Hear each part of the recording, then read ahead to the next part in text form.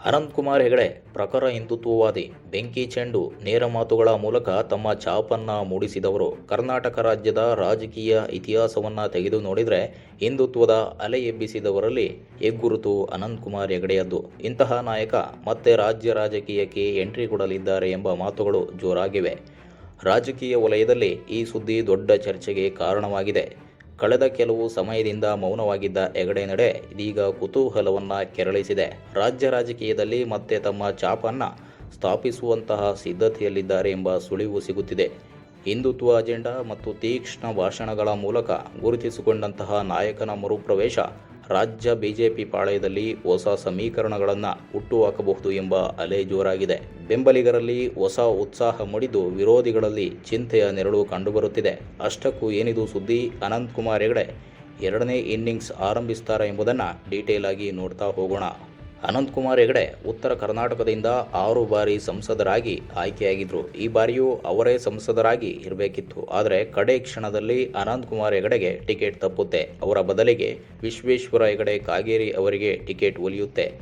Ticket ತಪ್ಪಿದ ಕಾರಣ ಕಳೆದ 2 ವರ್ಷಗಳಿಂದ ರಾಜ್ಯ ರಾಜಕೀಯದಿಂದ ಅನಂತಕುಮಾರ್ ಹೆಗಡೆ ದೂರ ಉಳಿದಿದ್ದರು. ಯಾವುದೇ ಕಾರ್ಯಕ್ರಮಗಳಲ್ಲೂ ಕೂಡ ಕಾಣಿಸಿಕೊಂಡಿರಲಿಲ್ಲ. ಇಂತಹ ಒಬ್ಬ ನಾಯಕನನ್ನು ಬಿಜೆಪಿ ಬಲಿ ಕೊಡ್ತು ಅಂತ ರಾಜ್ಯಾದ್ಯಂತ ಹಿಂದೂ ಕಾರ್ಯಕರ್ತರು ಬೇಜಾರು ಮಾಡಿಕೊಂಡಿದ್ರು. ಈಗ ಏಕಾಏಕಿ ಹಿಂದೂ ಕಾರ್ಯಕರ್ತರಲ್ಲಿ ಹೊಸ ಉತ್ಸಾಹ ಮೂಡಿದೆ. ಏನಪ್ಪ ಕಾರಣ ಅಂತ ಅಂದರೆ, ಹಿಂದೂ ನಾಯಕ ಅನಂತಕುಮಾರ್ ಹೆಗಡೆ ರಾಜ್ಯ ರಾಜಕೀಯಕ್ಕೆ ಮರಳುವಂತಹ ಸುಳಿವು ಸಿಗುತ್ತಿದೆ. ಸ್ನೇಹಿತರೆ, ಅಷ್ಟಕ್ಕೂ ಆಶ್ಚರ್ಯ ಅಂದರೆ ಏನು ಗೊತ್ತಾ? ಅನಂತಕುಮಾರ್ ಹೆಗಡೆ ಅವರಿಗೆ ರಾಜ್ಯ ರಾಜಕೀಯಕ್ಕೆ ಮರಳುವಂತೆ ಗ್ರೀನ್ ಸಿಗ್ನಲ್ ಕೊಟ್ಟಿರುವುದು ಸಂಘ ಪರಿವಾರವಂತೆ. ಅನಂತಕುಮಾರ್ ಹೆಗಡೆ ರಾಜ್ಯ ರಾಜಕೀಯದಿಂದ ದೂರ ಉಳಿದರೂ RSS ಜೊತೆಗೆ ತುಂಬ ಒಡನಾಟವನ್ನು ಇಟ್ಟುಕೊಂಡಿದ್ದಾರೆ. ಹೀಗಾಗಿ ಸಂಘ ಪರಿವಾರ ಮತ್ತೆ ರಾಜ್ಯ ರಾಜಕೀಯಕ್ಕೆ ಬನ್ನಿ ಎಂಬ ಸಂದೇಶವನ್ನು ರವಾನೆ ಮಾಡಿದ್ಯಂತೆ. ನೀವು ರಾಜಕೀಯಕ್ಕೆ ಬನ್ನಿ, ಮಿಕ್ಕಿದ್ದನ್ನು ನಾವು ನೋಡಿಕೊಳ್ಳುತ್ತೇವೆ ಎಂಬ ಭರವಸೆಯನ್ನು ನೀಡಿದ್ಯಂತೆ. ಅಷ್ಟಕ್ಕೂ ಬಿಜೆಪಿಗೆ ಅನಂತಕುಮಾರ್ ಹೆಗಡೆ ಯಾಕೆ ಬೇಕು ಎನ್ನುವುದನ್ನು ನೋಡುವುದಾದರೆ, ಇದರ ಉತ್ತರ ಕೇವಲ ಒಬ್ಬ ವ್ಯಕ್ತಿಯಲ್ಲ, ಒಂದು ರಾಜಕೀಯ ಶೈಲಿ, ಒಂದು ಸ್ಪಷ್ಟ ಐಡಿಯಾಲಜಿಯ ಜೊತೆ ಸಂಬಂಧವಿದೆ. ಮೊದಲಿಗೆ ಹೆಗಡೆ ಅಂದರೆ ಫೈರ್ ಬ್ರ್ಯಾಂಡ್ ಭಾಷಣಗಳು, ಕಾರ್ಯಕರ್ತರ ಮನೋಭಾವನೆಗೆ ನೇರವಾಗಿ ತಾಕುವ ಭಾಷೆ, ಹಿಂದುತ್ವ ಅಜೆಂಡವನ್ನು ನಿರ್ಭಯವಾಗಿ ಮುಂದಿಡುವ ದಾಟಿ. ಇದು ಬಿಜೆಪಿ ಕೋರ್ ವೋಟರ್ಸ್ಗೆ ಭಾರೀ ಎನರ್ಜಿಯನ್ನು ಕೊಡುತ್ತೆ. ಚುನಾವಣಾ ಸಮಯದಲ್ಲಿ ಇಂತಹ ನಾಯಕರ ಹಾಜರಾತಿ ನೆಲಮಟ್ಟದ ಕಾರ್ಯಕರ್ತರನ್ನು ಮತ್ತೆ ಚುರುಕು ಮಾಡುತ್ತೆ. ಎರಡನೆಯದಾಗಿ ಸಂಘಟನೆಯ ಮೇಲೆ ಹಿಡಿತ.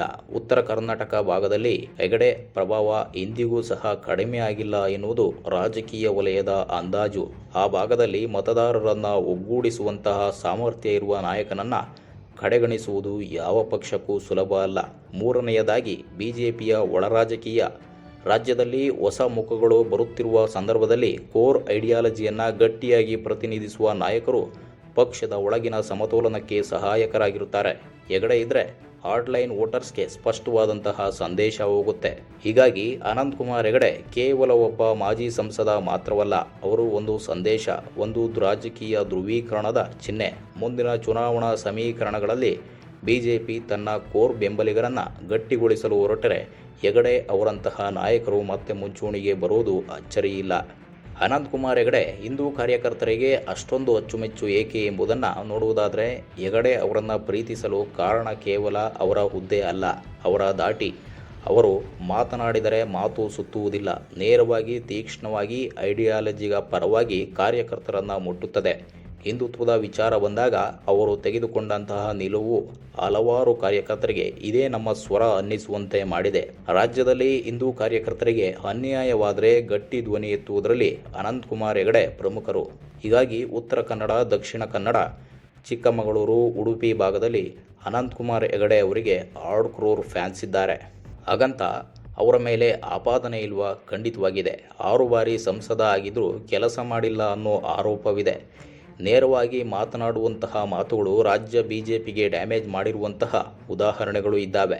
ಒಟ್ಟಿನಲ್ಲಿ ಅನಂತಕುಮಾರ್ ಹೆಗಡೆ ರಾಜ್ಯ ಬಿಜೆಪಿಯಲ್ಲಿ ಎರಡನೇ ಇನ್ನಿಂಗ್ಸ್ ಆರಂಭಿಸುತ್ತಾರೆ ಅನ್ನೋ ಸುದ್ದಿ ಸಿಕ್ಕಾಪಟ್ಟೆ ಸದ್ದನ್ನು ಮಾಡ್ತಾ ಇದೆ. ಶೀಘ್ರದಲ್ಲಿಯೇ ಇದಕ್ಕೆ ಉತ್ತರ ಸಿಗುವಂತಹ ಸಾಧ್ಯತೆ ಇದೆ. ವೀಕ್ಷಕರೇ, ಅನಂತಕುಮಾರ್ ಹೆಗಡೆ ಮತ್ತೆ ರಾಜ್ಯ ರಾಜಕೀಯಕ್ಕೆ ಬರುವಂತಹ ಬಗ್ಗೆ ನಿಮಗೇನನ್ಸುತ್ತೆ? ನಿಮ್ಮ ಅಭಿಪ್ರಾಯವನ್ನು ಕಮೆಂಟ್ನಲ್ಲಿ ತಿಳಿಸಿ. ಮುಂದಿನ ವಿಡಿಯೋದಲ್ಲಿ ಮತ್ತೊಂದು ಇಂಟ್ರೆಸ್ಟಿಂಗ್ ಸುದ್ದಿಯೊಂದಿಗೆ ಭೇಟಿಯಾಗೋಣ. ಧನ್ಯವಾದ.